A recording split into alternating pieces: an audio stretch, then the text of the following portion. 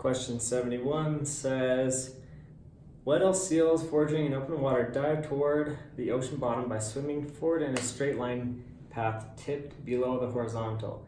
The tracking data for one seal showed it taking 4 minutes to descend 306 meters below the surface while moving 920 meters horizontally.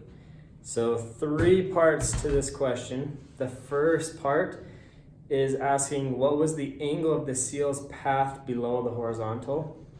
So we're going to draw the horizontal here, and we're going to draw where the seal swam. We could say right here, and the seal swam down to this point here.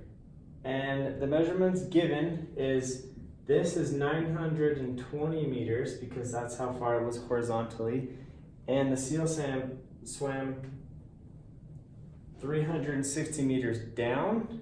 So the first part, we need to find this angle. So with this angle, we have given the opposite over adjacent. So you can use that by using tangent of the angle equals 360 over 920, and by doing the math you can divide both sides by tangent, which then turns that into inverse tangent times 360 over 920, and that comes out to be 21.4 degrees. So this angle here is 21.4 degrees. And we're going to get rid of this for the next part. So that's for part A. Part B now says, what distance did the seal cover in making this dive?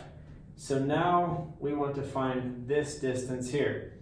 So since it is a right triangle and we have 2 given lengths, 920 and 360 meters, we are going to use that equation to find this distance here. So we can do, pen's not working, 920 squared plus 360 squared. And that will come out to be absolute value of x, which is this given number here. So 920 squared, obviously on the calculator, is